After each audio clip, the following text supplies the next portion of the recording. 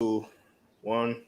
Oh, this is the draft season podcast, and let's take a step back. This is a very special episode. For y'all that don't know, we did a thing. We made a move. We are now signed on with some of the good fellas at Rise Network. We are one of the newest podcasts there.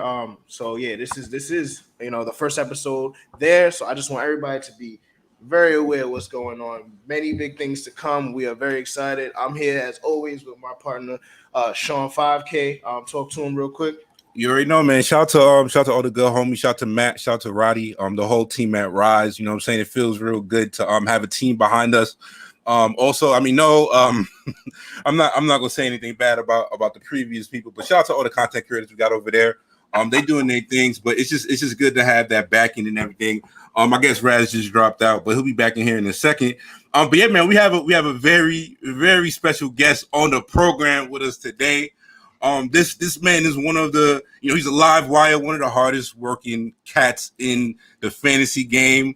Had the pleasure of, he shared his platform with me a couple times at least. So, it's always, I'm saying, nobody ever had to share their platform with you. So when somebody always is gracious, I'm saying, with their platform to help you introduce you to a whole new set of fans and just like listeners and everything, it's always great. So big shout out to my guy joining us on the program today. I got my guy, Brooklyn's finest, on the program today. Big John, what's going on, my brother? Yo, my dude, man, Sean, I am. You beat me, you guys beat me to it. With the big up for you guys. You know what? Recognized game. That cream starting to rise to the top. It was so, man, it sounds, I hope it doesn't sound cheese, but I'm proud of you. I really am. I'm proud of you guys because, there's Raz right on time. I was just saying, man, props for the big up that you guys got. The boost that you got was well-deserved. Recognized game. Hustlers of the world unite. You guys do something very special. And it's something, Sean, it's exactly why I opened up my door to you and brought you right on. We may look a little different. We are very much the same. I like anybody that cuts their own path. And you guys do exactly that. You don't wait for anybody to tell you how to do it. You don't let anybody tell you how to think or how to go about your business. And that's really what I love about you guys the most. Raz, to you, I really just got turned on to your work with Sean. I've been following Sean for a while. And, I got to say, the chemistry is there. And it's fun. I don't understand this. There's too much of that. He said live wire. I wear that proudly. Too many stuffed shirts out there, everybody. So I appreciate you opening up the door to me. Let's have some fun. We're not only gonna have some fun, we're gonna teach some stuff, man. This is gonna be good. Yeah, man. We're trying to get this the live fixed up right now. But yeah, man, like I said, big shouts out to you, John, because you one of my favorite people, especially like as a baseball's my first love, to be honest. So like I know, especially like when I came across your content, it was just different as a New Yorker, just relating to that. That's especially what I loved about it, and you just bring I'm saying just that different aspect to it. So we're gonna talk a lot about it today. So let's start a little bit with your background and your early sports memories. Sure, man. I got baseball in the blood. I guess I didn't even realize it growing up. Like, my dad was into Stratomatic baseball, and I don't know if people are aware. So it's like an old school dice game that it pretty much mirrors fantasy, or I think maybe like Otanu, if you hear that now. So this is really like the very first generation, right? It's the very first generation. I didn't even know what it was. My dad's friends used to come over once a week, and these guys used to build little dioramas, build a stadium in a cardboard box, throwing dice, drinking beers, hooting and hollering. So I didn't really understand, but it's associated to game cards. So it was kind of serious. You fast forward, I play Little League. My pops into baseball. In fact, again, I get the hustle from him. We just cut different paths. But when he needed another job, you know what he did? He went and became an usher at Yankee Stadium because he said, man, if I got to work another job, I'm at least going to be exposed to some of my love. Right. So I kind of respect that about it. My dad, pops, always a hustler. We always watch baseball. Even my grandparents, my great aunt was a huge Mets fan. And I'll end with this. This was my favorite old sports memory, man. And this stuck with me my entire life. And, it's super Italian, right? Bensonhurst stuff, whatever. But she used to tell me back in the day when they moved there in the 50s in Brooklyn, baseball was so prevalent all over the borough that you could walk to the store and not miss a single pitch of the game. Everybody was outside with the radio going. And I always thought that was amazing, that you could travel the neighborhood and follow the game and share it with the community. Because if there was a big hit, the block uproar, the store went crazy. Like, you couldn't miss it. They said it was almost like being in the tunnel at the stadium, right? When you all the time. So, to me, baseball was always, family, life, community, fun, the mixture of different cultures and people. And man, it was just everything for me. Baseball was assimilation. Baseball was life. So yeah, that's it was always in my blood from the beginning. No, that's an amazing point. I don't know if you remember this, Raz, when the Mets were in the World Series. I remember just like moving around the city. I think I might have been in like Jackson Heights, around it, like Flushing area, and you know what I'm saying. Like after like the Mets won, you seeing like Mets flags, dudes sticking out the window, all that. It's really, baseball, like for like the roots in New York City is really something different. Mets Yankees, like it really is just a baseball town. It's really a beautiful thing to see. Well, you got to look at it, especially from the Mets point of view, right? Like the Mets, that franchise holds like the hope and the loss of like two National League teams that left the city, right? So like the Dodgers and the Giants, they both dispersed and left that National League void, and people needed a home. People needed a home when the Mets came to town, and even just watching the documentary that was out. That just came out, Once Upon a Time in Queens. I'm like halfway through it. I haven't got to it yet. Yeah, I gotta watch that. That's really good. That's before my time, obviously, but like just sitting here listening to my pops tell me the stories about it, it's like one of those things where it's like, one, he doesn't know how they made it every night to play, and two, is just like being in Queens, like it's just a totally different thing. I feel like when the Yankees are good, like obviously the city has an upbeat feeling to it, right? But when the Mets are good, it's just totally different. It's like it's like a totally different feeling in the city when the Mets are good, and it's every like 11 years. So I guess we gotta make do when it is. But it's like the city it gives off a different vibe. It's like even like with the Knicks. When the Knicks are good, New York City is a ridiculous place. City, yeah. So like the Nets are never gonna be able to bring that here. Yo, man, I can't believe you brought that up. How about this? This is amazing. Listen, I'm Brooklyn born and bred. Like, man, it's really I live like this is it for me. I cannot believe that there's a professional team in my backyard. I mean, I get to the Atlantic Yards in like 10 minutes, man, and I don't really care for the Nets. I'm a Knicks guy. Like, I can't break it. It's a weird kind of like sports. Being a fan, if you develop like a love, that's what it's like. Even though the Knicks have treated me terribly, stay with them, and I should. The Nets got the talent. It's sharp. It's my hometown, and I'm going to be honest. If the Knicks play the Nets, I find myself rooting for the Knicks because that's just kind of that was always my squad. Like I always feel like I'm going to be blue and orange and not black and white, which is weird because I really am a Brooklyn boy, man. Yeah, if the Nets ever win a championship, like the actual parade is going to be kind of funny to watch because it's just going to be strictly like out of towners, and I'm not going to say strictly. It's going to be. It's going to be a large percent. Gentrification. It's going to be gentrification. I'm curious what you think. Do you think that might be the thing? Maybe that, because to be honest, and I'm living right where we're all right here. The Nets really don't have that kind of the foothold. They really don't. No. You very rarely hear Nets fan. Very rarely. No kids, right? You're not really asking kids, you a Net fan? You a Met fan? You a Yankee fan? You like the Jets or the Giants? The Nets just haven't really put that foothold here, but. I mean, I think the youth, some of the youth is going to start to gravitate towards the Nets just because they're going to be hot while they're growing up. But like, the kids with some father figures in their lives, they may not get no offense to anyone without one, but I'm saying they're gonna get steered in the right direction, which is the poor direction because the Knicks stink. Well, the Knicks are back in theory, but like. The Knicks might be the second best run team in the city right now. Like I don't know how we got here. I don't know how we got here, but they up there. Man. I couldn't imagine like living in my father's house and rooting for like the Nets. Like it's just like I think I would have to go live with my grandmother, and I think that's kind of like it's like one of those things where like. So that's how I got where I'm at. He's passed his pain on to me. But like, yeah, I don't really find myself asking kids like, "Oh, you're a Nets fan?" Like, I think kids right now have loyalties to players more so than anything in New York because, like social media really, it makes guys so more accessible. You know what I mean? Like at him, right? You could really try to follow the guy's thoughts and see how awesome he is. That was never the case, even in the 90s and 2000s. You get little press clips, but that's it. And those things are all garbage anyway. There's really not. They don't say nothing. Yeah, so I think moving on a little bit, one of the things I do, like I said, if you're a gambler, if you play DFS, fantasy, any type, baseball or football, you definitely need to be checking out John's content at definitely Corkstats is an amazing program. Like I said, if you do anything on a day-to-day basis and you need a quick little refresher, you don't have, like 3 hours to spare to do the research.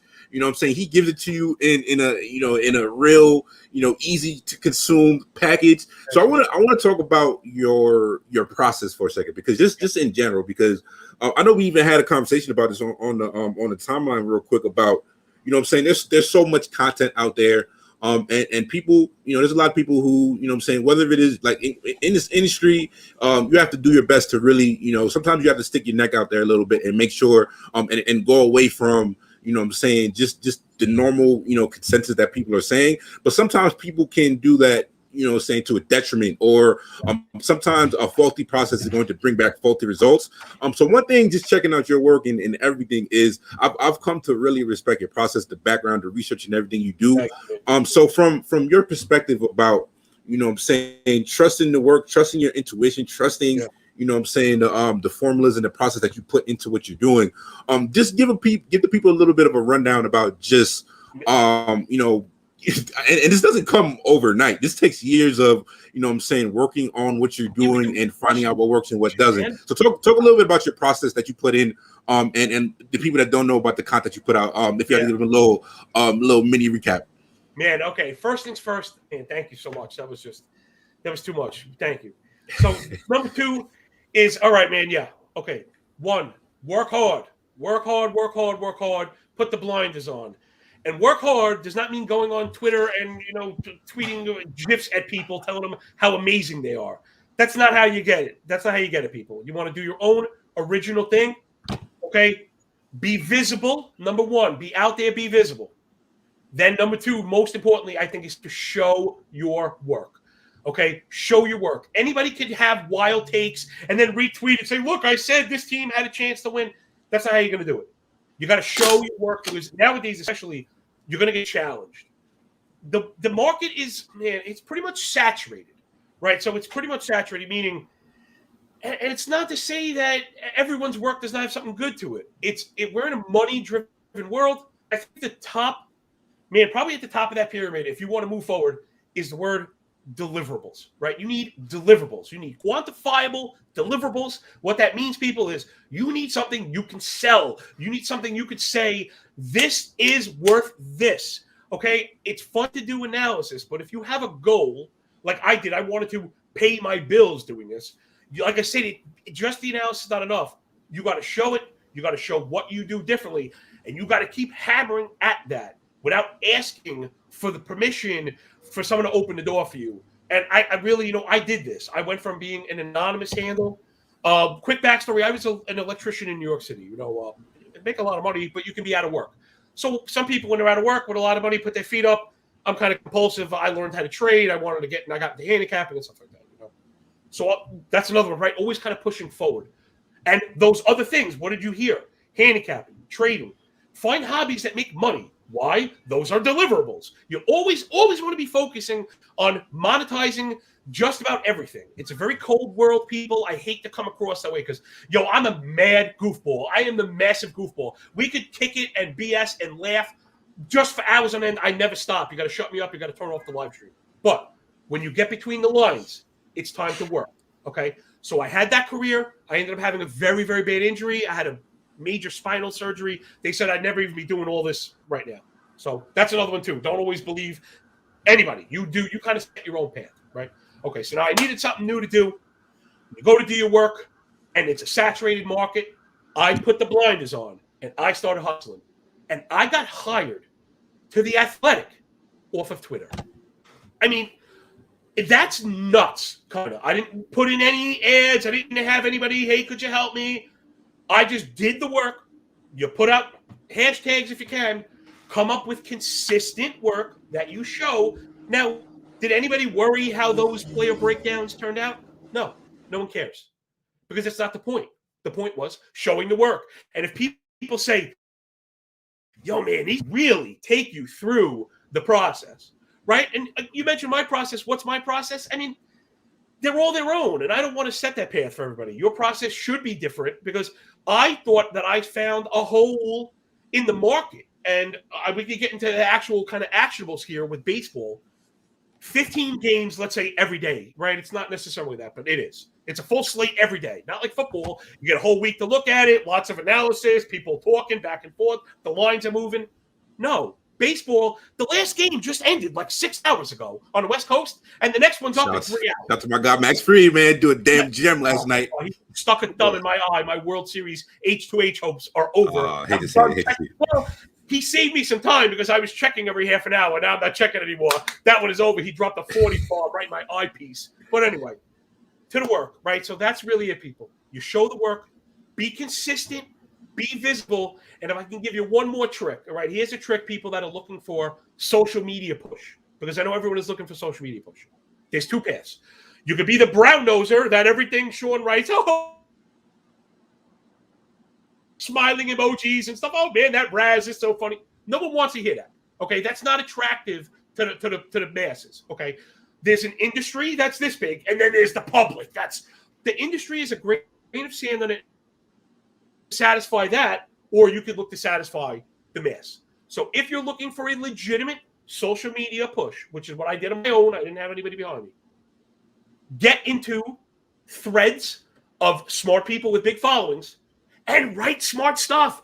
Maybe tag some of that smart work that you did, right? So if you're doing, we got basketball coming up. Let's say Raz is doing player breakdowns for first-year players that we don't really know about. He's going back. He's got player trends. He's got health reports that maybe we didn't see. He's deep dive in college. He does a bunch of those.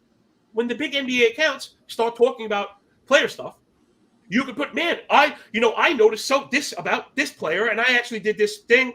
Boom. You retweet your own thing in that thread, and you just showed it to 25,000 people. You just showed it to 50,000 people. Let the work speak for itself, people, because there is nothing worse.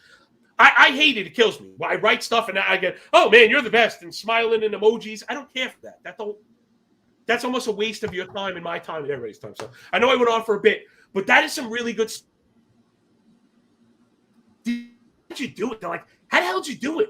You went from screaming at your TV. Now I'm like I got crazy stuff cooking it because it don't ever stop. So don't ever be satisfied. Be visible. Be consistent. Show your work. And I think like to your point, and this is something I think about because, like I said, me and Raz, like I feel like anybody who checks our stuff out, like they always be like, "Yo, this is dope conversations, dope dialogue." You know what I'm saying? Stuff that we appreciate. But where me and Raz are at this point, we're kind of, we're of the people. We're not really of the industry right now. You know what I'm saying? And so I think one thing that I really like admired about you, at least, is about like or just like from your point of view, and just finding opportunities in media that fit your skill set. What did you really make of that? Because like I said, not everybody's going to, appreciate you for what you are, but it's about finding those opportunities that really, are like people that are similar to you and people who could really actually like help you get to that goal or and things of that nature. Man, we're getting into like serious stuff here, but this is the stuff that matters to people. Listen, how do you avoid? Yeah, we talk about baseball. Yeah. Well, how do you avoid? Well, this is maybe more and stuff, So how do you avoid those situations? Man, you got to be willing to say no and walk away. So I say the key to my success, or part of it at least, is saying no. I took that work that I was proud of, that I wanted to shop. I took it somewhere, and they said, well, we'll give you $20 for this. And I said, no, you're out. So now I have to either think to myself, if this is hard, when people have to go in the mirror and look for blame, you have to say either this work is not worth what I want, or I need to change it and do something else.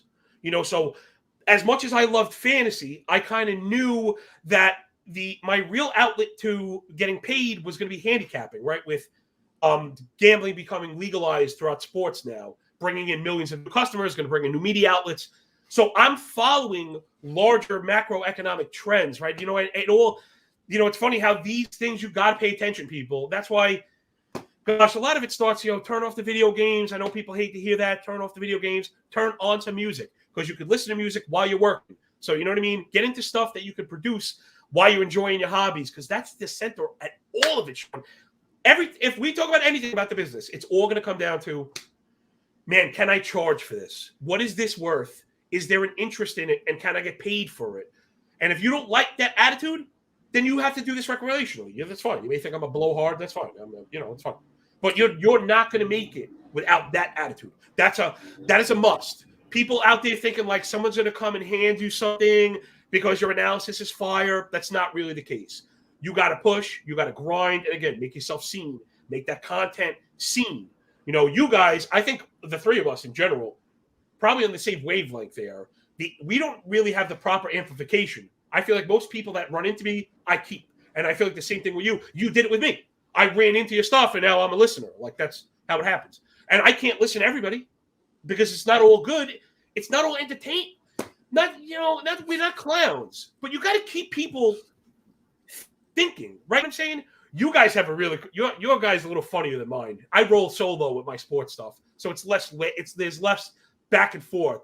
So I pivot to you guys, and I get the analysis that I want, but I get the continuity. You guys have the chemistry, and now I feel like I'm in the room and I'm laughing, and you guys made a listener of me.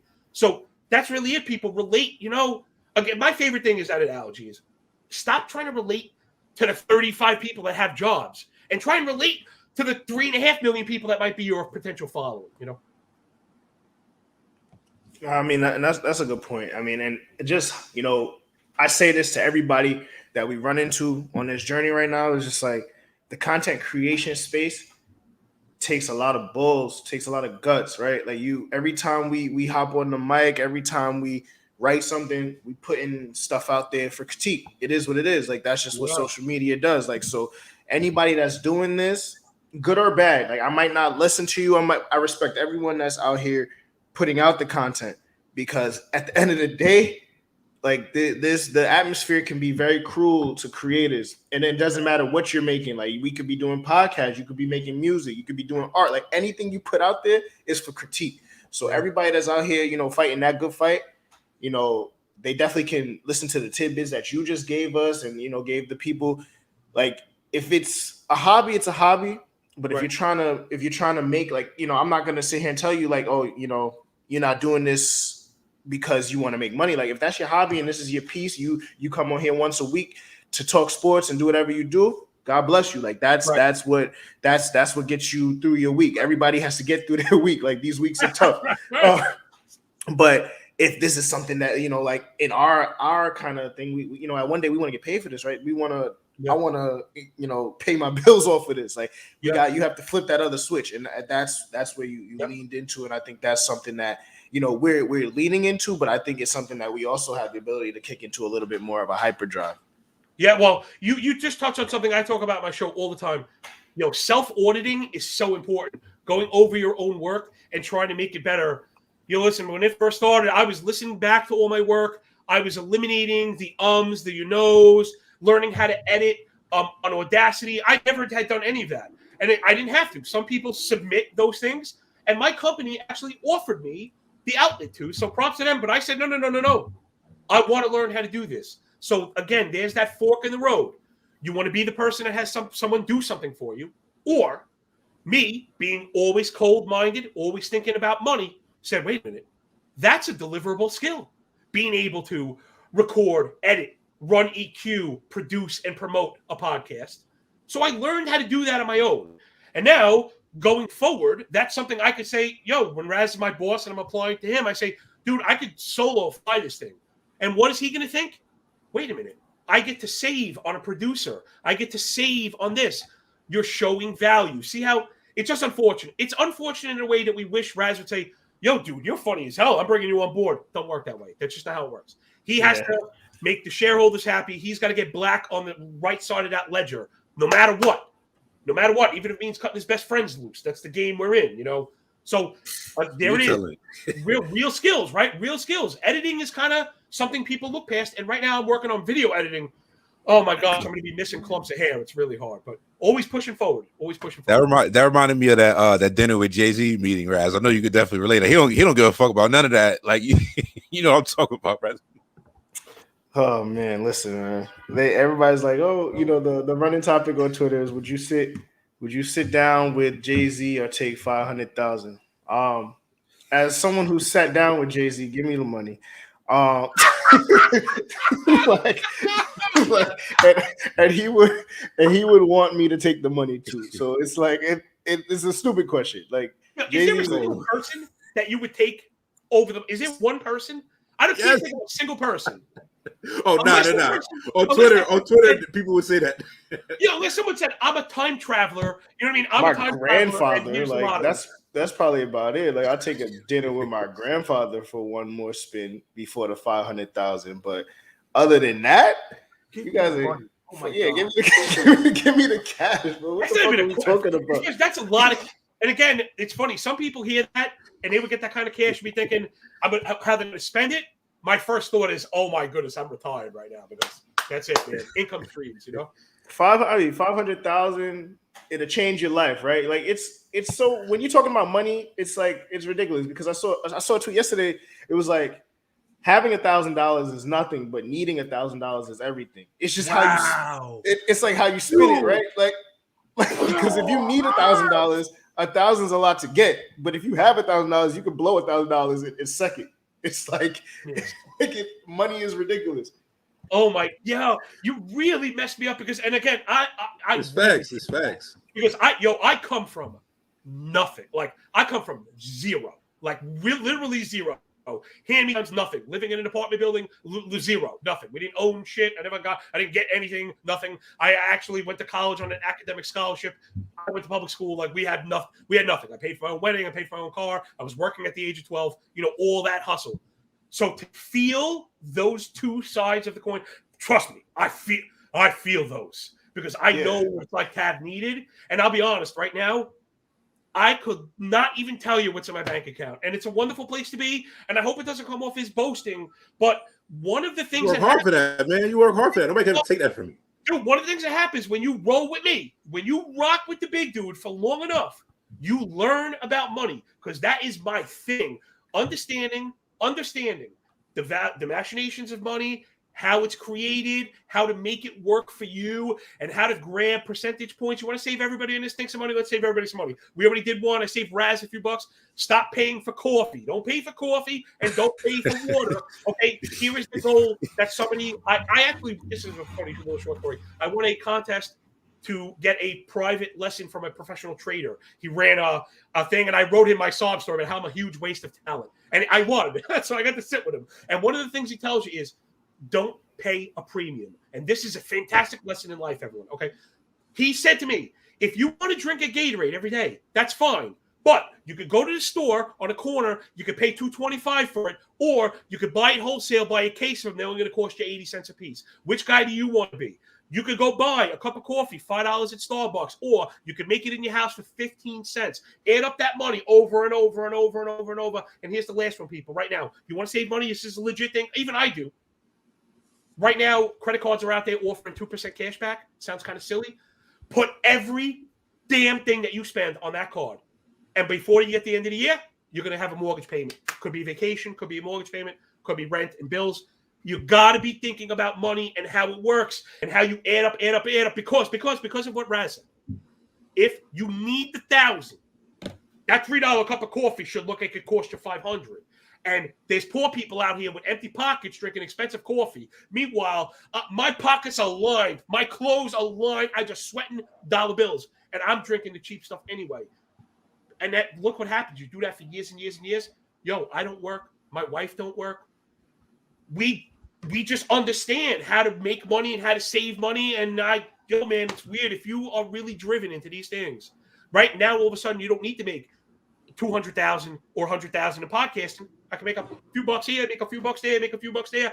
And if you understand and live below your means, people, I'm telling you, that is really, it's penny saved, penny earned sounds kind of cheesy, but I like to think of it as output greater than sign input.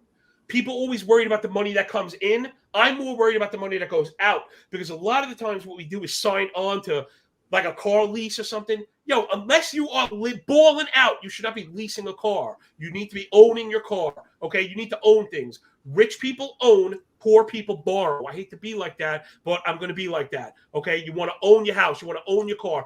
Work towards owning things, people. This is all way more important than sports, man. This is real. How you're going to get off the couch and turn this into real life shit. Yeah, so I mean, just to play a little bit of devil's advocate too, right? Because like obviously, what you're saying it is rooted in facts, right? Like just in terms of when you break down the numbers, but when it comes to financial literacy, I don't know how we got here, but when we get to Hey man, financial come literacy, in for the fantasy sports analyst. Stay for the money tips, man. That's what we doing. Yeah, Only yeah, on yeah. Draft Season Podcast. Come on. when you get to financial literacy, that's another issue. Just because, like you said, you said you came from nothing, right? So these are things you've had to learn. Like Yeah.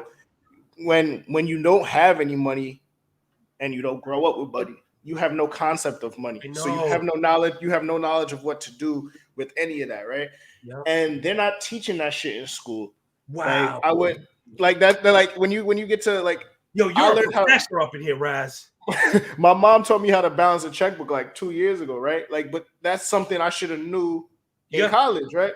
Yeah. Like I'm yeah. damn near 30 years old. Like, how am I learning that at 27, 28 Yeah. years? Like, you know what I'm saying? So it's just like it's things like that where, the financial literacy has to start earlier, and it's easier to say, I would rather us, instead of me learning fucking trigonometry in high school, because I haven't used trigonometry in 15 years. Right. Right. Like, why haven't I learned those basic life skills, debt, credit cards, Yeah. checking, like just anything, like even stocks, 401k, like you don't learn about that stuff till you get your first fucking job. And then at that point, but then at that point it's too late. Now, hold on. Right? Let's do the turnaround and let's segue it into the fantasy sports everyone's here, because all this stuff is relevant. Why? Because I wanted to put my money down on these things, but I wasn't able to because I was poor. So I began instituting techniques to provide myself money with the money I already had by saving, invested in myself, and took it into fantasy sports. So now we're back into sports and how to make money at these things, playing them smart. But one hand washes the other. You can't do this and be professional unless there's money in the game, right? You got to have money in it. Yeah. Yeah, man. Like I said, like I said, this has been a great conversation. It's like, these are like tips. These are tips you can't find anywhere else, and it's just like I said, it's just real shit. Like you're not getting this elsewhere. So I mean, for those of you that did come here for a little fantasy sports, we like I said, we could have did an hour on this and kept it going. But like I said, we John, we've had the opportunity to go toe for toe at TGFBI. And like I said, fantasy baseball is my first love for just fantasy sports in general. So it's always, and like I said, we had some heavy hitters in our league. Shout to Hastings, who won the league last year. A couple like Floyd. There's a bunch of like great people who know their stuff. And like I said, you was running from the start. You got off to a crazy start. I feel like I'm probably finishing third or fourth. But I'm not really upset. I feel like my pitching staff didn't really work out. But like I said, even when we did the the preview episode on your pod, Corkstats, you know what I'm saying? Go check that out everywhere podcasts are available. You know what I'm saying? We did. I remember I was like, this guy Big John's team not too bad. I remember you singing some praises on my team as well. So it's not surprising that both of us are towards the top of the standings. So just a little recap. Like, how do you feel about your season in general? Like what worked for you? What didn't work for you? Oh, great, man! I did really well coming out of the box. By that point where we were drafting redraft leagues, I'm really familiar with the board, and I think that's always something I tell people. The reason I'm involved with all these best balls, besides the fact that I love 50-50 best ball, because it keeps your mind sharp on the game, it helps you take advantage of market movements. But then when you get into the actual live drafts, you're familiar with the back of the board, and I hope that my understanding of the late rounds in drafts will impact the decisions up front. So, like, I had some really late hits. I mean, Cedric Mullins, Jonathan India, even Jesse Winker, guys I was getting late that really produced. I mean, those are all frontline producers. Trevor Rogers for the Marlins was a frontline producer.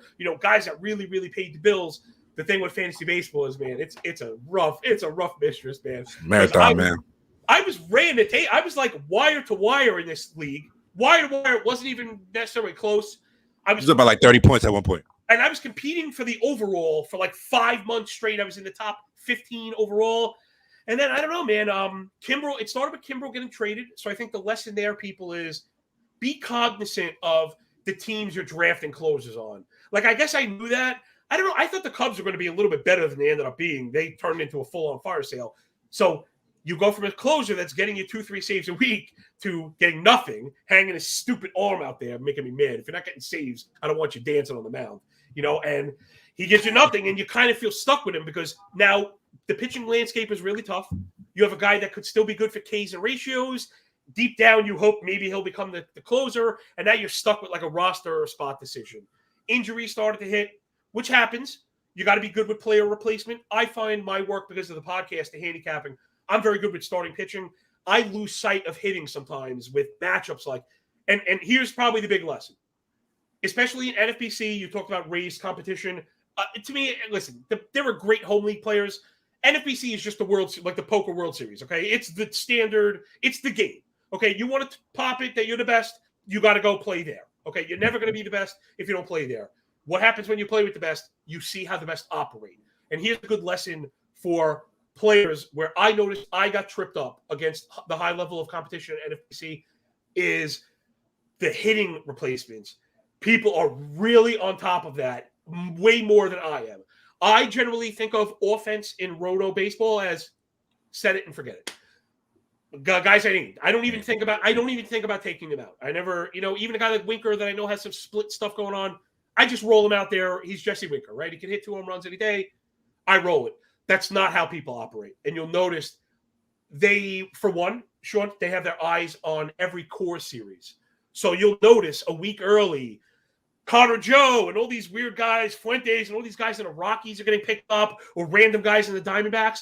And you realize there's a series in Colorado, and the short players are taking advantage of those environment, kind of shifts that you or I would not have even looked at those players, but cores, right? So I think that's probably my big takeaway is I want to be more weary of closers, because this year you needed closers on a good team. And then I probably need to pay more attention to hitting individually. I'm in that weird spot right now where I'm behind a player in first, even though I'm further ahead in the overall. So I know I don't understand that. Yeah, I was looking. I don't. It's the way the balance works. It's the way the balance works out. I'm sure if we looked at it, we're probably really close in a few ways. I'm going to hope to catch Derek, who we had on with us. And man, God, give up, dude. Let go. Yeah. Baseball too. We mentioned it. People nipping at your heels. You kind of hope football comes and takes some of that attention away. Some leagues it does. Some leagues it doesn't, man. Yeah, no, for sure. I think. Yeah, go ahead, Brad. Go ahead. I was gonna say, in terms of the fantasy baseball, it's that's a drug I gave up about 11 years ago. I'm gonna be quite honest with you. Oh, long time. Yeah. I've been out the game for years. I don't understand how you fellas do it. It's one of those sports where your attention span has to be very just locked in at all times in terms of baseball. And baseball, for me is more of a regional thing, right? Like I follow the Mets and I follow some stars that the MLB doesn't do a great job of also amplifying their stars. So you got to really seek it out. But like in terms of just the day-to-day maintenance on a fantasy baseball team and the week-to-week maintenance on a fantasy baseball team, it's something that the novice player doesn't ever take into account until they're really in it, right? So I learned that lesson the hard way, and it was like I'm at this point in my life, I'm like, is it too late to get back into it? Like I feel like any of the leagues that I want to jump into, like with some of the guys I know, like it's like jumping into like the 400 level calc class when you haven't taken any of the prereqs right now. It's a great point. Yeah, I wouldn't say to start playing. I would not say to start playing in the main event, but I'll tell you what again. What I've been doing, because I need a partner and I'm trying to find that connection with somebody. It's not that easy, right? You have to compliment everything. Like it's hard to find. I like to kind of dictate my decisions, but now I'm at the point where I know I need help. NFBC actually does satellites, so $150. The winner gets a seat in the main event. So like for me, was a pretty great way to try it out. So if you want a high level of competition without the price point, 150. I mean, to be honest, I don't like to speak for other people's money, but if you're not at 150, then you probably need to, sharpen your tools elsewhere, whether it be Fantrax or CBS. You get $50 leagues, $100 leagues. But then to me, also people, not to bring it all the way back to the money, but your time has got to be worth it, right? The juice got to be worth that squeeze. You're gonna, like Raz said, you're not wrong, dude. The amount of work and attention that goes into it. You really want to do 6.5 months of work for $300? I mean, I don't. No shot. I don't. No shot. So fantasy baseball is a tough one. That's part of why I mentioned best balls. I'd much rather grind out best balls nonstop because there's no management, right? I pay, we draft, it's a level playing field. Then we just let it run. Let me know if I collect or not. No movement. Yeah, that, like you said, like best balls have really like just changed the whole entire format. Like if you like I said, that day-to-day commitment is something real. Not everybody's gonna be with it. And that's, for me, at least on the other end of it, that's really what I do appreciate about fantasy sports, because the season is so long that it's just like the cream really does rise to the top over the 6-month period, to where it's just like, you know what I'm saying? I love like, you know what I'm saying? Fantasy football is the most, it's the most played platform, but it's just like, it's fluky as hell. You know what I'm saying? Sometimes it's better to be lucky than good in fantasy football. You can sometimes you can pick all of the right players. And like I said, shout to my homie Abdil, who I taught him how to play fantasy football. I brought him into my league, and he won the league the first year. I'm just like, yeah, that's about how it goes. And even going to your other point about you know what I'm saying, just finding that right partner. Because me and my homie Miguel, friend of the show, we've been co-owning teams for probably closer to a decade at this point. So it's just like our process, we keep each other straight. We don't see eye to eye on everything, but just our process, and like I said, it's just a respect for each side. So I think one thing that I would love to get your opinion on, at least, and this would go for just any fantasy sports. But if you woke up as the czar of fantasy sports, and you could change anything, you know what I'm saying, whether it's the TGFBI format or is it regular, you know what I'm saying, rotisserie categories. I love fantasy baseball, you know what I'm saying, but that also doesn't mean that, you know what I'm saying, some things under the hood couldn't use, you know what I'm saying, a iOS update, you know what I'm saying. So yes, I like that. If you could change anything, it could be fantasy football. Like I said, Raz's league still plays kickers and defenses. I don't know what we're doing. Is it 2000? Is it 2003? You know what I'm saying? 2 catcher leagues. I don't know why we're doing that either. But what would that be for you, John? Oh, I like that. Okay, so for me, it's pretty easy. Roto is probably the categories. Although NFBC 2 catcher league, I would not be playing 2 catcher leagues. I guess I get the wrinkle it adds, but I'd prefer not to. For Roto, wins need to be replaced. And I actually did that work. I did some for The Athletic. I did some more for FTN. The win is really dumb. I mean, it's pretty simple. You could go 8 innings, no runs, and not get credit. Raz can go 4 innings, give up 8 runs. We call that the Jacob deGrom. Right. We call it and then the other side, it's just, right, you could go 4 innings, give up 8 and get the win, or go 5. I mean, yeah, right, you have to go 5. Give up 8 runs and get the win. It's broken. I shouldn't have to explain why that's broken. Then I would also swap average for OBP. I think walks are an incredible skill in baseball. Not only getting on base is a skill. The way that we baby pitchers, right, 100 pitches. Any player, meaning to get a walk, you need 4 pitches at minimum.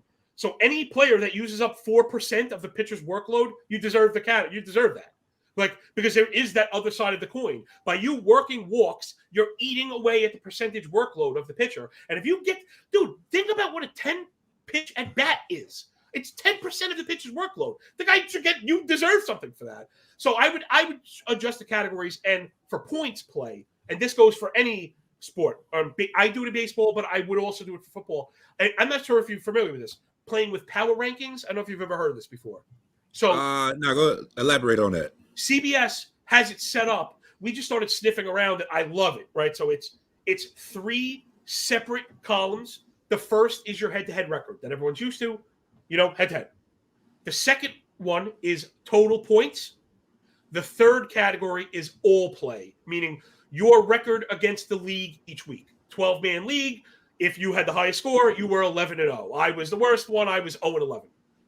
Each of those things get tallied, and then they run like roto standings, where if you had the highest points, you get 12 points in that category. If you have the best record, you get 12 points. And then conversely, the lowest points gets 1, worst record gets 1. So 12, 12, and 12 equals 36. The highest score out of 36 is the standings of the league. So now There's no weaseling your way out of this. And there's no more crying and complaining about, oh, I had the second most points and I lost. Guess what? If you get the second most points and lose all year, I should say, you're going to the playoffs. In my baseball league just now, I had the best record by 3 games. Dude, that's a runaway seat. That's a runaway. The whole league. And I barely snuck into the playoffs because I had a lot of lucky wins. And it is what it is. I didn't have the total points. I didn't have the all play. So I had the best record by 3 games, and I didn't get the bye. And I had to play through the playoffs. So I like to add that, even though it didn't help me, I like things that are fair. And I hate – listen, a lot of us are playing with friends. And, again, I want to beat them. I more want to smush it in your face than take your money if you're my friend. So I don't want to beat you cheap. I want to beat you legit. And this really, like power rankings, it changed the way we play head-to-head. It really did. So I suggest people – you don't have to just – I understand it's a big change. But what I tell people to do is, we're in the middle of football season, start looking at those rankings and see how it would change the output. And you might say, yo, man, this is legit, because that's what happened to us. We said, wow, Sean is 6th. He should be 3rd. Power rankings has him 3rd. Raz has the best team, but he's in 8th because he keeps losing.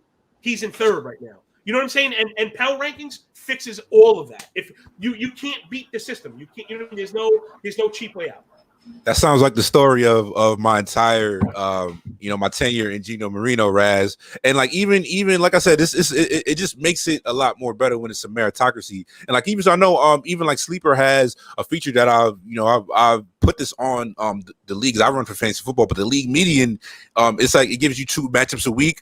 You have your head-to-head matchup, and then it's also like the league median, which is like the middle point of all teams. Did you fall on the top side or the bottom side? And you get an extra matchup per week. So, you know what I'm saying? It just adds another wrinkle. That's a good one. Yeah, shout out to Sleeper for that, because I love that. I love that feature. Quick question in the chat for you, John. My homie Scrit. But he says, new fan here, John. Do you think DeGrom can win MVP and Cy Young when healthy, even with a DH in the NL? So I think this would be a futures question, I guess. Well, if the answer is can, the answer is obviously yes. It's very hard. It'd be very hard to actually bet on something like that because the odds are not going to be good enough for the health. That's the issue. DeGrom has way too many injuries for me to take on a season-long anything for him. I mean, but obviously the answer is yes. People are going to be pulling their hair out come next draft season where they want to take him. You could have him at the 1-1. You could have him in the first round even. I think I'm going to have to let that boat sail because we've seen how dominant he can be, and I know you get replacement value, but man, I just feel like they're one news report away from saying we got to shut this guy down. Right? It's neck, it's shoulder, it's elbow, it's everything. Then it's the MRI was not clean, then it was clean. I don't trust that medical staff whatsoever, the Mets. And it's not to bash the Mets. I do have love for my other home bashing.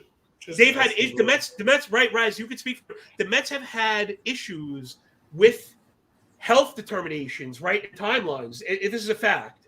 So well, I take solace this year in the fact that they didn't do the Mets thing and try him back out to pitch. Okay, yeah. Like the Mets, like the Mets thing would have been, oh, it's clean, he'll be back in a week. Yeah. Tommy John. So like that's like that's the normal. That is the normal. That's exactly how it goes. Like so, I know, it's like, it sucks, man. But I mean, they did not. So. Right.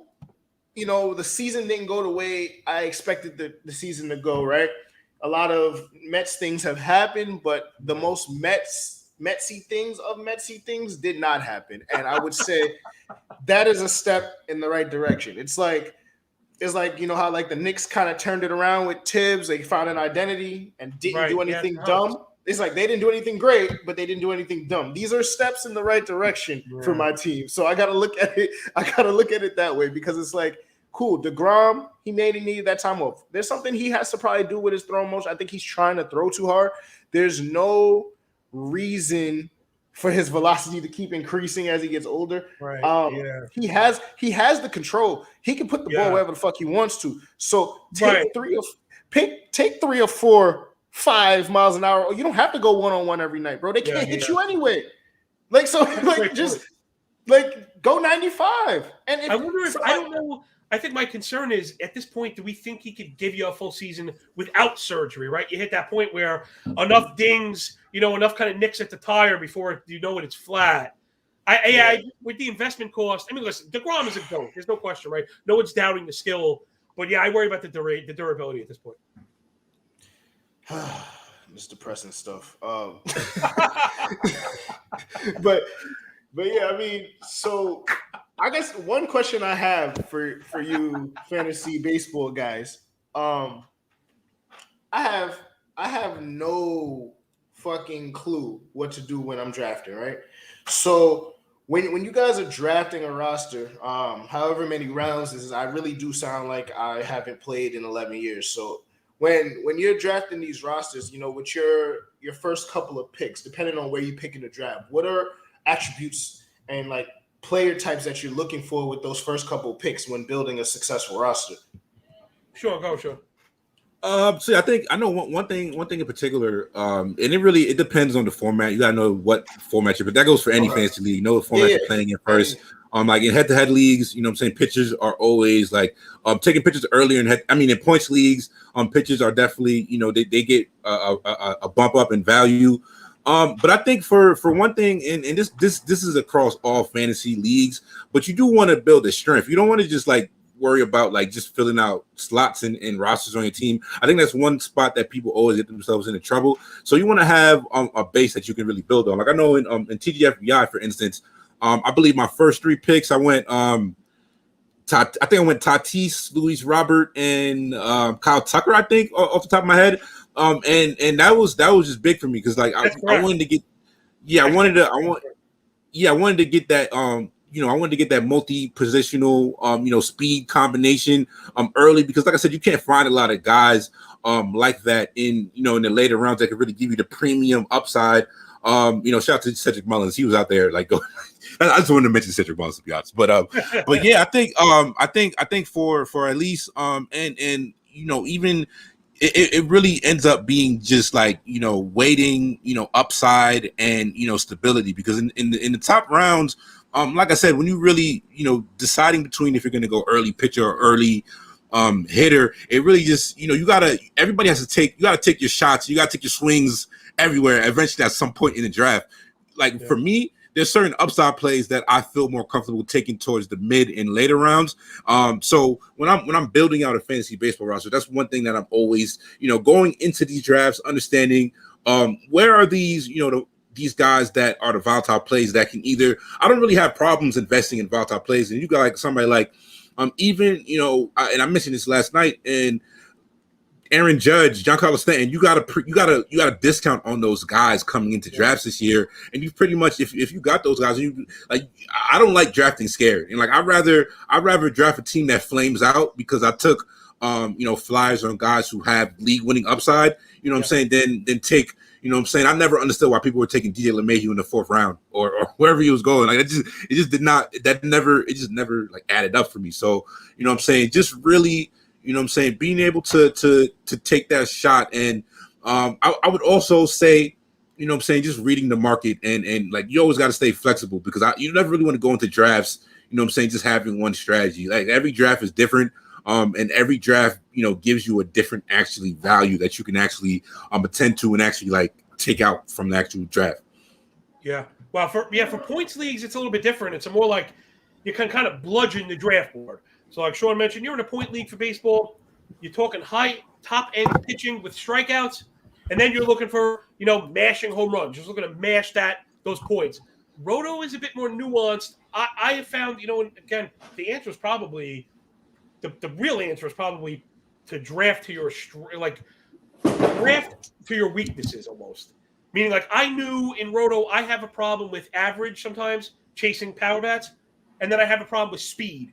I didn't get them early, and then you're grasping for players you wouldn't normally want to start, just looking for stolen bases, which are really wonky in the first place, right? If a guy gets on, but there's someone on in front of him, you're not getting a steal, and now you kind of asked out on that. And if the guy's a low on base guy, you're not going to get it at all. So for me, it was about balance up front. I brought up the draft board. You could see it. I went Jose Ramirez right off the bat. Balance. Legend. Average, homers, steals. That's the kind of stuff. That's the kind of stuff that I want, because it'll help fill all the baskets.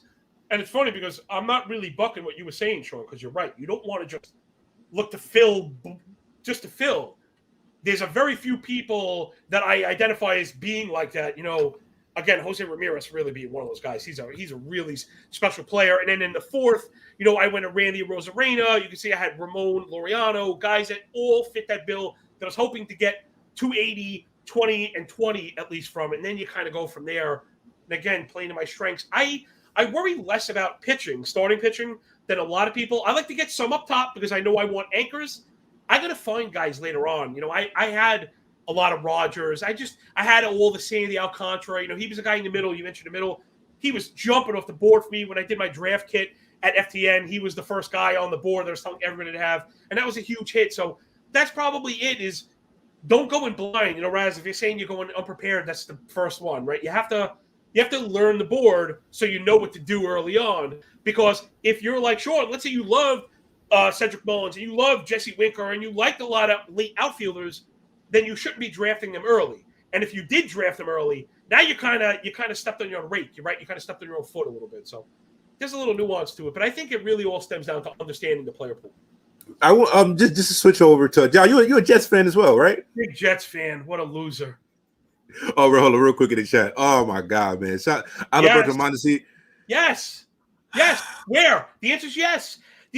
There is no way you're going to find a fourth pick on the board, right? Okay, because I think that's my preface is if he's going in the top like 36, let someone else have it. That I think you could beat. If you're at your fourth pick, there is not another player anywhere in the league with the potential that he has to just win the league outright for you all alone. He's an outright league winner. Sorry, not sorry. It is what it is. Do I think he's going to win 62? No. He doesn't have to. He doesn't have to. He doesn't have to. The question for the chat. Steals, right? He can make you first in steals on his own in 100 games. Yeah, the question from the chat from the homie Script: would you draft Alberto Mondesi next year after 3 years of being burned with IL stints? And it's just like you gotta the thing with that, and it's just like it's some people. I'm trying to think of an example real quick off the top of my head, but it's just like you always have to watch out for the market overcorrection because it's like when people get hurt and they get burned by guys. Like I said, I never want to go into fantasy drafts feeling emotional or holding last year's results on my chest because it's like when somebody gets burned, it's just like, oh, I'll never draft this guy again. And it's just like if that guy's a special talent, you know what I'm saying? You can't like if the market is already giving you a discount, right? You have to be like. Yeah, Byron Buxton. There's guys like I know, like even I think of last year Dalvin Cook. Dalvin Cook burned a lot of people the year previously, and like Dalvin Cook is a special talent. So people just like, oh, that's what they're doing with Brandon Cook. That's what they're doing with Brandon Cooks for the last 5 years. Brandon Cooks is in there. There's a bunch of guys that fall under that. So it's just like you always have to watch how the market is reacting because sometimes as a league, sometimes people can, avoid people too much, but you got to understand, like, all right, is the juice worth the squeeze here, like you said, and you're already getting a discount on the value. There's like, all right, this is actually worth it here. Yeah. So I think, like I said, yeah, John is a big Jets fan as well. So I mean, Rats, if you had any football things, Jets, anything in general you want to cover, we could get into that real quick at the end as well. Football. All right. So if we can wait, hold on. I of course I have to overdo everything. I've watched every snap of every game so far this year. Okay. Yeah. I've seen every snap of every game so far this year, and because I learned under I was again as an electrician, you work with some wild people. So I worked with a guy. He was a high school football coach, and he taught me how to take notes. Not my daughter's notebook. It's not my football playbook, but I watched all the snaps and took notes. And unless you're going to lead with the Jets are awful. Oh God, Zach Wilson's terrible. He looks terrible. Oh, it's so bad. So my thing with Zach Wilson is kind of the same thing I had with Sam for a bit, right? Like I think the Jets have done a better job in theory of surrounding Zach Wilson with a little bit more help, right? But that line, that line has not played together ever. So that looks very evident in the way that they're communicating on stunts. Like any little bit of stunting has like left Zach Wilson out to dry, right? Yep. So the first game, Zach Wilson, he started off slow, rebounded in the second half against a good Panther defense. Awesome.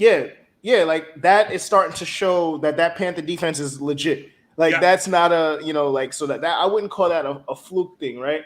And then obviously Bill Belichick, he did what he does. Yeah, he did what he does to rookie quarterbacks, and I think the switch that we have to get turned off in Zach Wilson's head is that he's not at BYU, right? So he's used to being able to make something out of nothing with his arm and his he has great pocket awareness for someone that is that young in the NFL. Like he feels the pressure, right? But in college, he in that conference he played in, he was able to escape all of these hairy situations because he was just so much better than everybody else.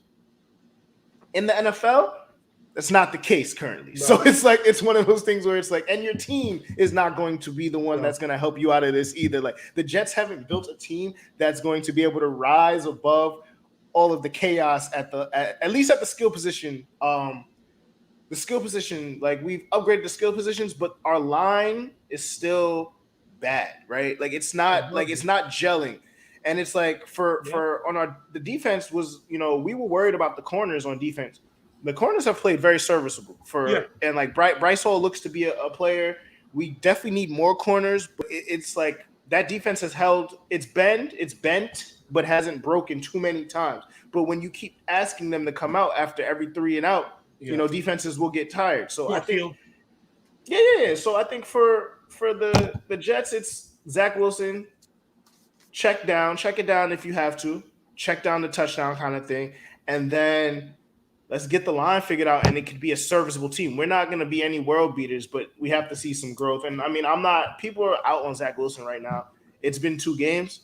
I personally can't be that cynical because we have no choice. Like he's our quarterback. So if you want to be that cynical right now in game 2, we should have took Fields. We should have did that. Cool. Like, Fields was the better prospect. Everybody, we got it. I was saying the defense is playing on a short field all the time because of the INTs. No. That's not. Okay. I heard that. Yeah. No, I'm just saying like that's what's been going on. People are like we should have took Fields. I don't know. Fields was behind Dalton for a reason. Yeah. Like I mean, sure, should he be playing? Because Matt Nagy's an idiot. Listen, but that's the reason. We'll get to see. I mean, we'll get to see this weekend. Fields starts, right? So if Fields goes out there, I'm rooting for Fields. I don't want him to fail in any stretch of the imagination. But if he goes out there and takes his same lumps on a better team, what are we doing? Like we keep baptizing these rookie quarterbacks by fire. At some point, like you have to save them from themselves. Like you can't just let them go get shell shocked. Now, if Zach Wilson goes out there and throws 4 picks versus the Broncos, like we might have to sit him down. Like you can't keep that going. Right. I think with Zach, the one thing that's just like this really stood out to me on tape just watching him, man. It's just like his arm strength is like he has a special arm. He has an arm that you can fall in love with. So it's just like regardless of whether you think Fields or like Zach Wilson was a better prospect, I can understand like if you just fall in love with the arm, there's like that's a great starting point. You can't really say somebody's crazy for that. My thing with Zach Wilson, and he makes these amazing outside hash throws, and he's kind of like. I'm like people we get a little out of hand with the comparisons. I've seen people throwing out Mahomes, people have thrown out Kyler Murray, people have thrown out Aaron Rodgers. He's none of those guys to me. He's probably his own self, but he's pretty athletic and he does really good. And he makes these amazing outside hash throws. The spots on the field that he kind of struggles with is strong in the middle of the field. I don't know if it's just like I think that might come with as the game slows down with him a little bit.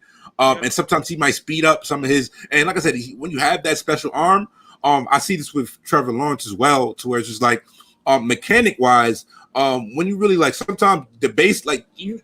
And it's funny, I don't know if you guys saw this, but even on the Peyton and Eli stream that they had on ESPN2, there was a point where Peyton Manning was breaking down Aaron Rodgers' throwing mechanics, and now he doesn't even need his base underneath him to really throw darts and put the ball where he wants to be. So it's like that's really where I see. That next step of maturation for Zach Wilson comes because he has the tools to be great. But yeah, sometimes he just needs, like I think as the game continues to slow down for him, and making these throws that he has the ability to make, I think that's just the next step for him. And like I said, sometimes like he trusts, and like I think like I've said this before as well. It's just like I think if you want to, like so I think something to where it's just like when you're going to be great in any sport, there's a little bit of, and people take it as a bad thing, but you do need a bit of athletic arrogance in you. And for a Mormon, from a kid from Utah, you know what I'm saying, Uncle JetBlue, the founder of JetBlue, the kid has that, and I think he has a gamer. I think, you know what I'm saying, I haven't necessarily loved the scheme for the Jets as well. I think they had some plays, like even going back and watching some of the film, they had some plays that were working against the Pats, and I don't really think towards the second half, I would probably say, because that first half was just completely horrendous. But I think just as well as like getting him some more weapons, but yeah, man, I think I think we can get into that gambling talk too. Oh yeah, go ahead. We can go with that too, Raz. All right. Wait, hold on. Let me just say on Raz's point for the Jet game. Raz, you and I have to watch a game sometime because we have the same notes. The Jets line play. Man, I never really did this before. I think I've got to blame the Lions coaching here, because the offensive line just gets tricked on a regular basis.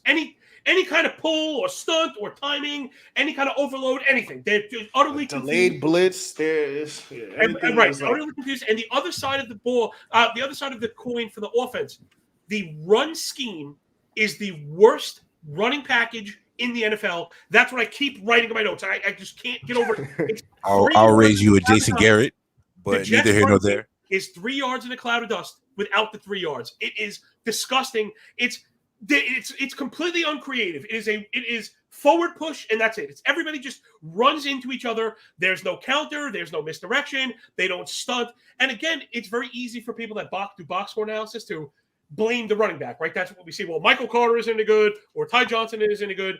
You got to see these guys in space. They both look excellent in space, but you can't just have them run into the back of the lineman. And that's what the Jets are doing right now. The Jets' run game is straightforward. That's all they're doing. And you need to protect the quarterback with the run game. A creative run game helps to shift the focus of the defensive line, and maybe you could buy him a second or buy him a step. And what happened, these are my notes for Wilson as I was watching. I couldn't believe this. So I got Wilson, Patriots forcing bad decisions, back foot interception 1, dropped ball interception 2, threw a wobbly duck interception 3, and then just an air ball with good protection interception 4. So listen, the kids are going to make mistakes anyway. You can't put them in a position to make mistakes until they fix the line play. And again, it's not like they're bad. I saw protection, but again, they just seem thoroughly confused. So until the Jets fix the trench play, they're going to be an offer for me. There's no way you could win a pro game right now the way they're playing. The Denver Broncos are going to sack Wilson 100 times, and he's going to throw another 3 picks, unfortunately, whether or not it's his fault. I guess I'm super focused on line play, but for me, that's where it all happens. And I just think the Jets are outmatched. We got rookies everywhere, man. Like, we got a rookie quarterback, we got rookie running backs, we got rookie coaches. Right. So I feel like, if you hard to win.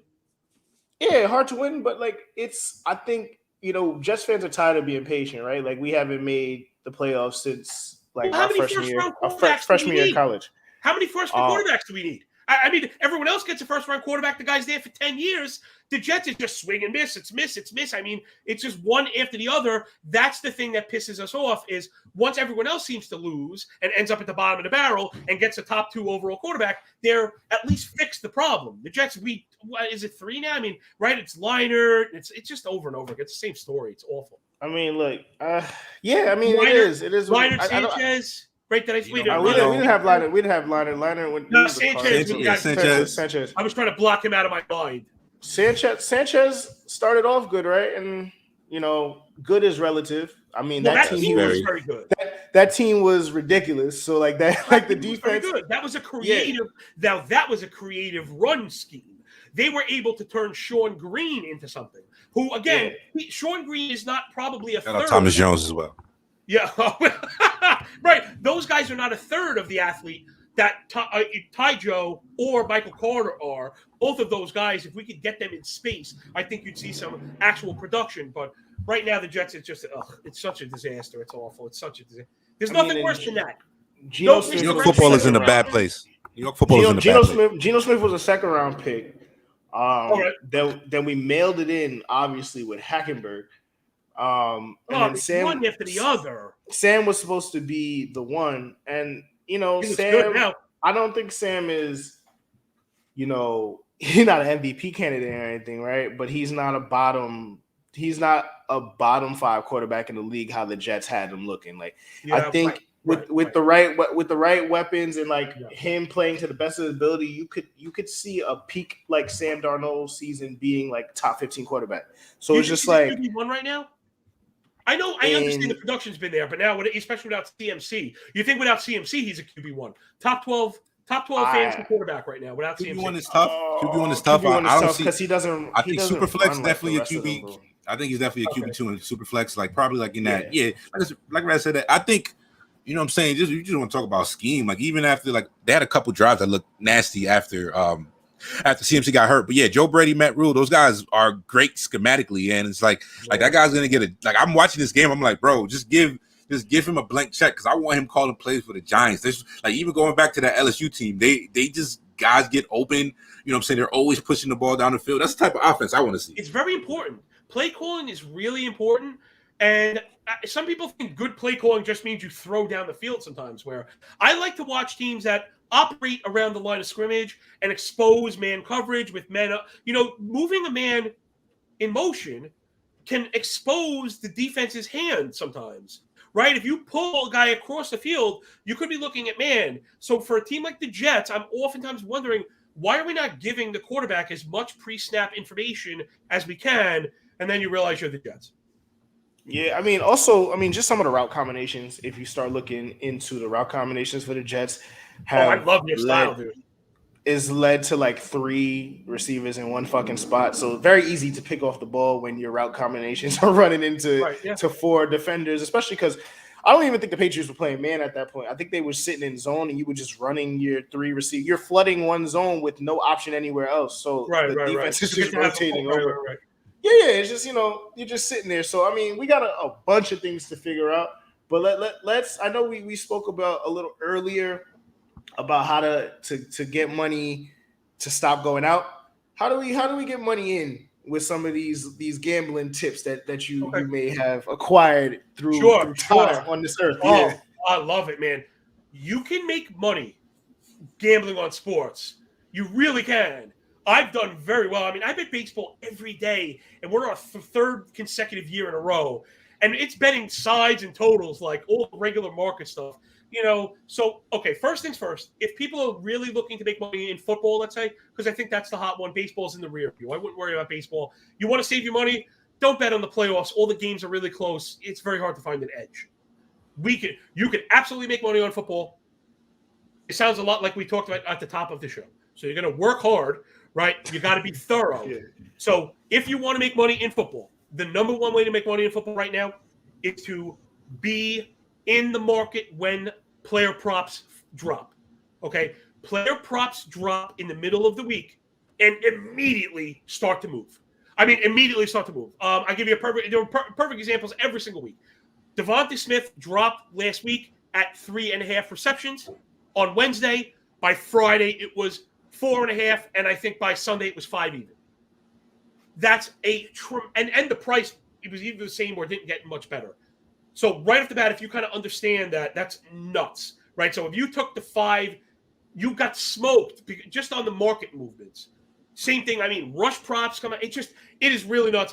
Damian Harris came out against the Jets, and it was like 56 when people were still wondering if he was going to be in the doghouse. Come on, you got to smash that. By Sunday, it's 68 or 71.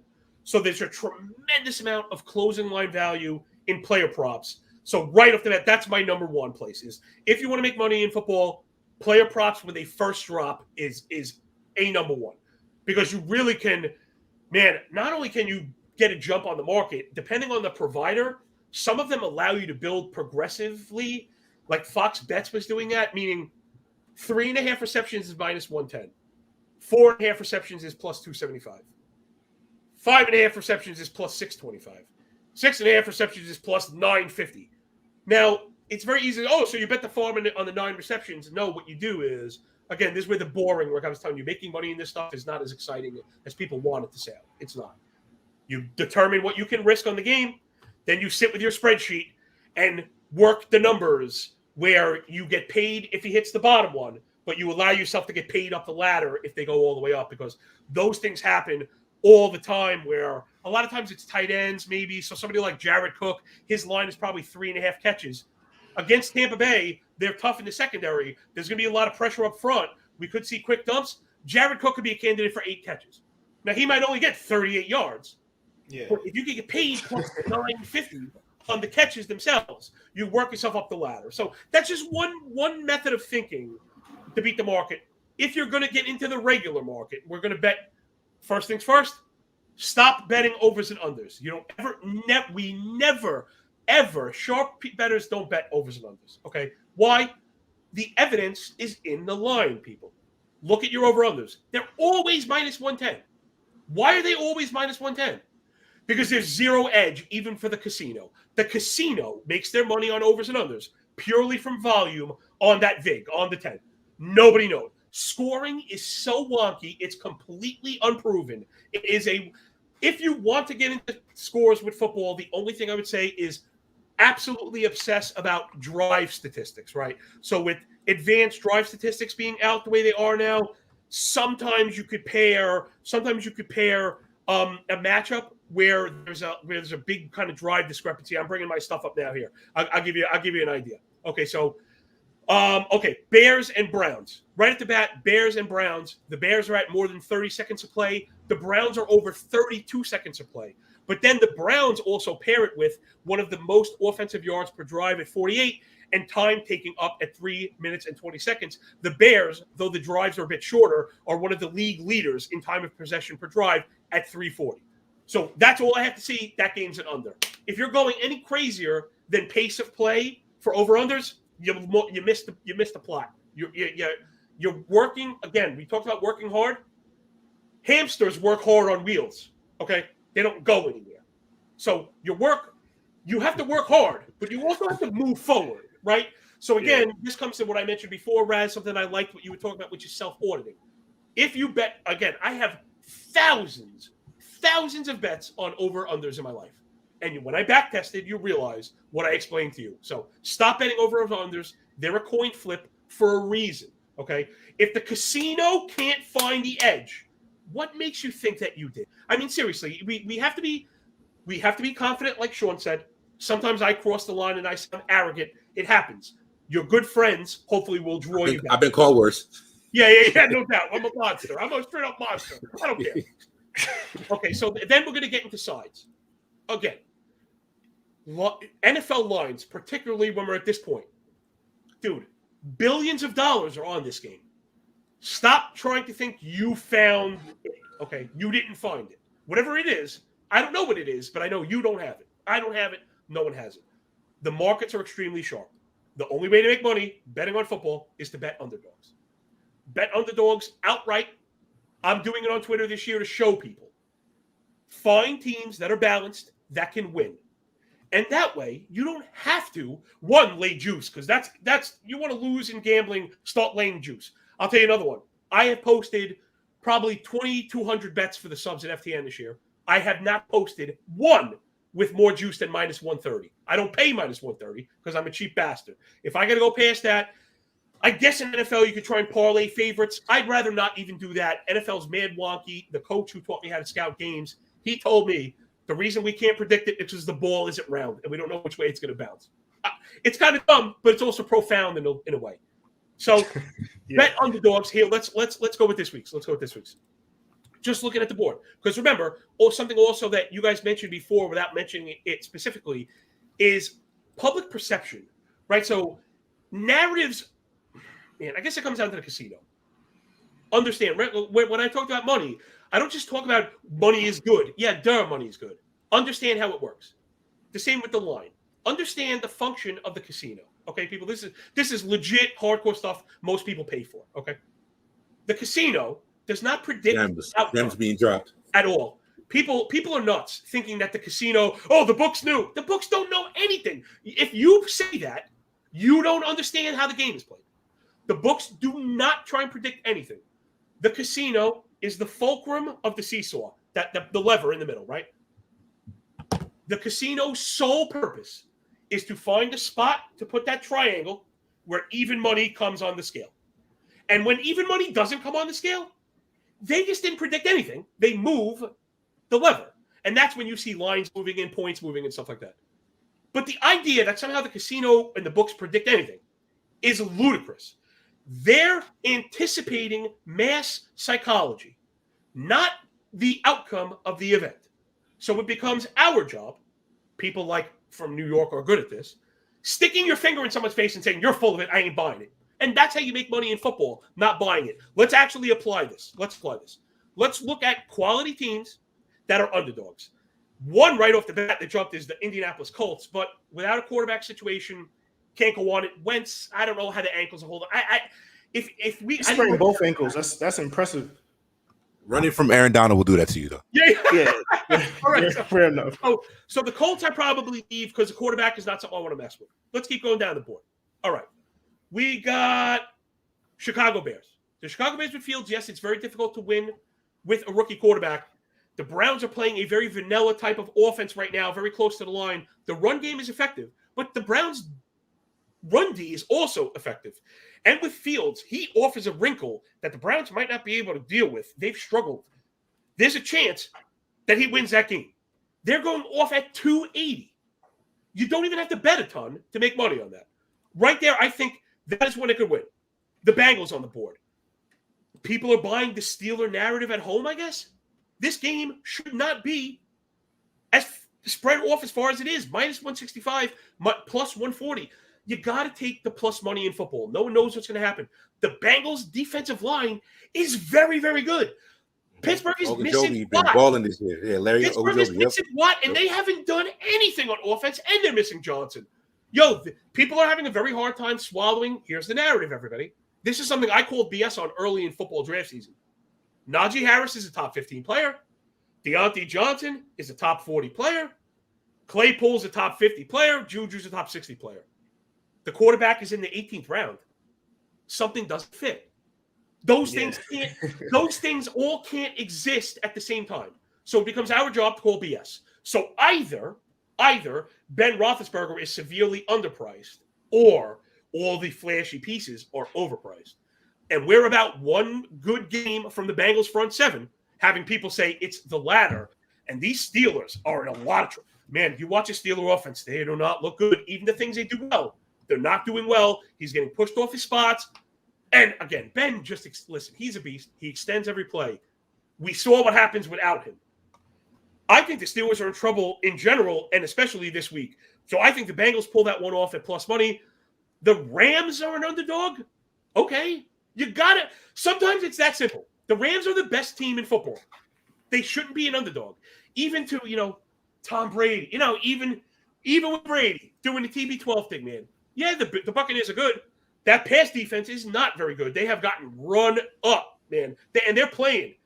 I think the Rams can win outright. They're at home. Maybe we get a little bit cooking. They're a dog. My last one is the Green Bay Packers. I guess people are... Man, San Francisco almost got surprised by the Lions. I think people are buying week 1 from the Packers, maybe. Again, I'm just calling BS. The Packers I saw week 2 is the Packers that I think we're getting week 3. People are chasing statistics. I don't think the 49ers are as good as people think the record is. So right there, if you bet 4 dogs, you hit 2, you made money. You only hit 1, you didn't even come out that far behind.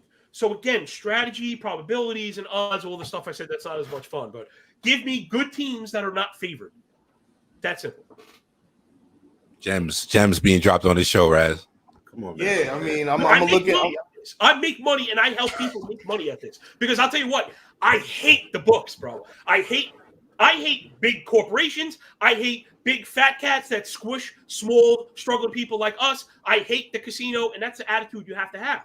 Of you got to get that money from them. And every time, I know it's fun to place those, I made a 10-leg parlay, and I'm going to try. That's a loser bet, man. They love people that do that. Stop parlaying things. That's not how you win. You know what I mean? It's just not how you win. Boom. Appreciate that, as I just put in my parlay. I hit week 1. I hit all 4 dogs for 4,500, man. I got a college football one going right now. I got Texas Tech covering the 9. I got Army covering the 7, and I got Notre Dame at plus 190 versus like Wisconsin. So like we'll see what happens. I have a funny college football story. So you mentioned you hung up baseball. I'm going to tell you why I hung up college football, right? So the 1 year I was in college, it was a brandly new minted Division I school. So there's too many schools. It's not a powerhouse. I'm not trying to say that, but it was one of the teams that just became Division I, and these kids were out the night before.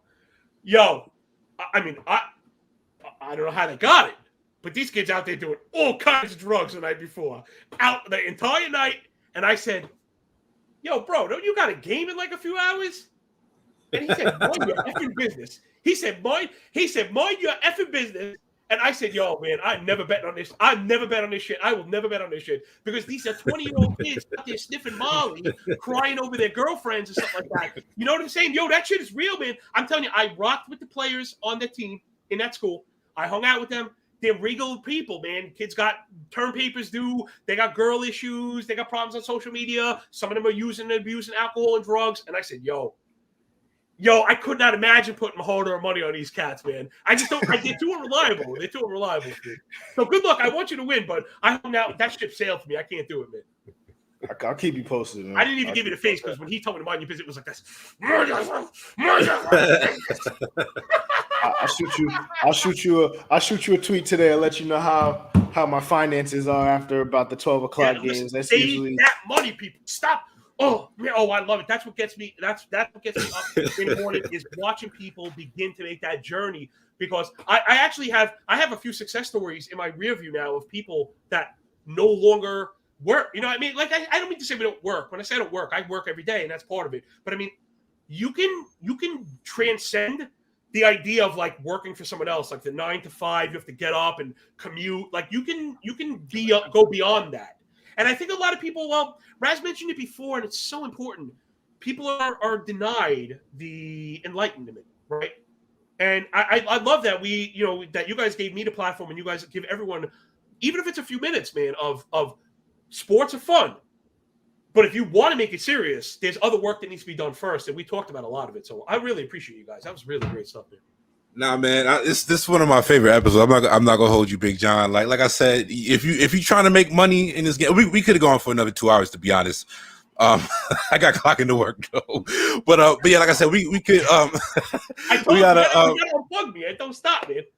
No, exactly, man. But like I said, Big John, yo, plug all your shit. Let the people know where they can check you out. Right now, you can check me at MLB Moving Averages on Twitter, but you can put in NFL Moving Averages as well. I'm doing a whole bunch of stuff. I got a new lineup lock show live on Twitter tomorrow for football, which is a lot of fun because it's just me going absolutely bad. Man, there's no one else that does this kind of thing. I've covered all 15 games by myself, DFS, fantasy, betting, jock market, the whole nine. Plus, man, it is wild, man, that these people allow me to go kind of bananas like I do. But we have a lot of fun on the show, and I cover a lot of stuff. And I like to think I cover the stuff that matters.